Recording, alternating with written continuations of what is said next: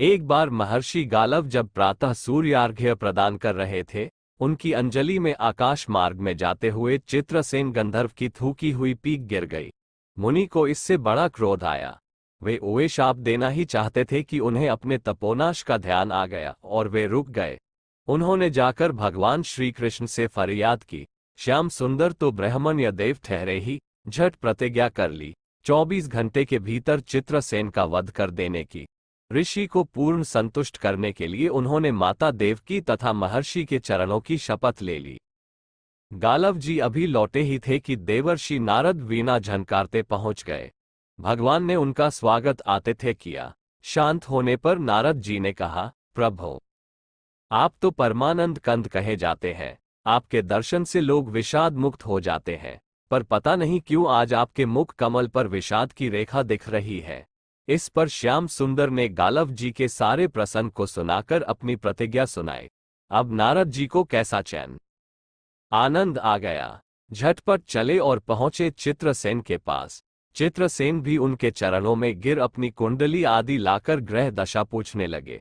नारद जी ने कहा, अरे तुम अब ये सब क्या पूछ रहे हो? तुम्हारा अंतकाल निकट आ पहुंचा है। अपना कल्याण चाहते हो तो बस कुछ दान पुण्य कर लो। 24 घंटों में श्री कृष्ण ने तुम्हें मार डालने की प्रतिज्ञा कर ली है। अब तो बेचारा गंधर्व घबराया। वो इधर उधर दौड़ने लगा।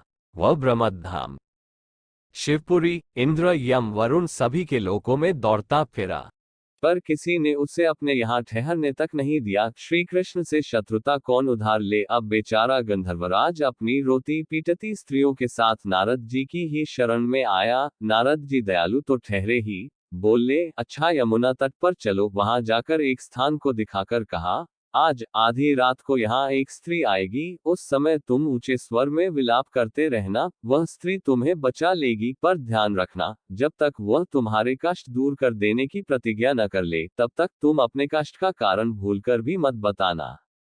नारद जी भी विचित्र ठहरे। एक ओर तो चित्रसेन को ये समझाया, दूसरी ओर पहुंच गए अर्जुन के महल में सुभद्रा के पास। उससे बोले, सुभद्रे, आज का पर्व बड़ा ही महत्वपूर्ण है। आज आधी रात को यमुना स्नान करने तथा दीन की रक्षा करने से अक्षय पुण्य की प्राप्त होगी। आधी रात को सुभद्रा अपनी एक दो सहेलियों के साथ यमुना स्नान को पहुंची। वहां उन्हें रोने की आवाज सुनाई पड़ी। नारद जी ने दीनोद्धार का महात्म्य बतला ही रखा था।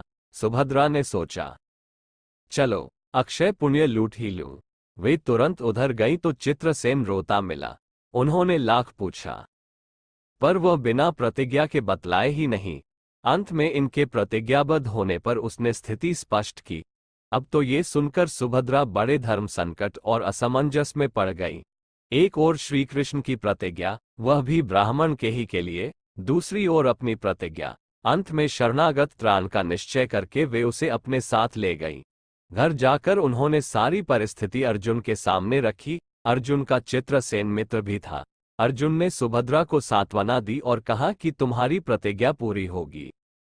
नारद जी ने इधर जब ये सब ठीक कर लिया, तब द्वारका पहुंचे और श्री कृष्ण से कह दिया कि महाराज, अर्जुन ने चित्रसेन को आश्रय दे रखा है, इसलिए आप सोच विचार कर ही युद्ध के लिए चले।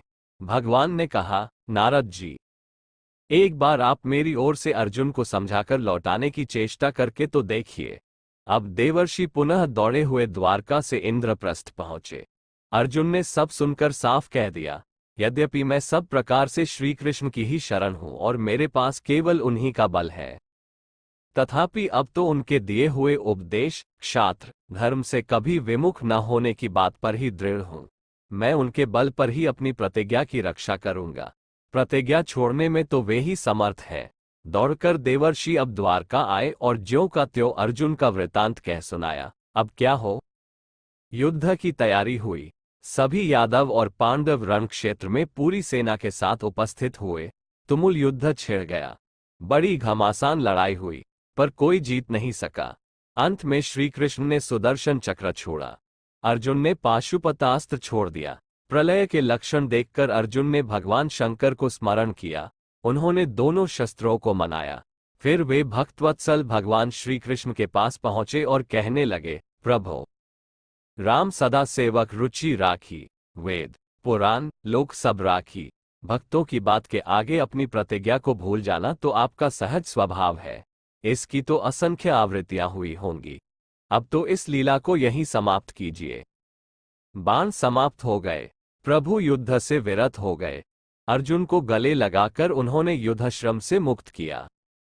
चित्रसेन को अभय किया। सब लोग धन्य धन्य कह उठे, पर गालव को ये बात अच्छी नहीं लगी। उन्होंने कहा, ये तो अच्छा मजाक रहा। स्वच्छ हृदय के ऋषि बोल उठे, लो मैं अपनी शक्ति प्रकट करता हूँ। मैं कृष्ण, अर्जुन, सुभद्रा समेत चित्रसेन को जला डालता हूँ। पर बेचारे साधु ने जो ही जल हाथ में लिया, सुभद्रा बोल उठी, मैं यदि कृष्ण की भक्त हूँ और अर्जुन के प्रति मेरा प्रतिवृत्ति पूर्ण हो तो ये जल ऋषि के हाथ से पृथ्वी पर न गिरे। ऐसा ही हुआ। गालव बड़े लज्जित हुए। उन्होंने प्रभु को नमस्कार किया और वे अपने स्थान पर लौट गए। तदनंतर सबो अपने अपने स्थान को पधारे।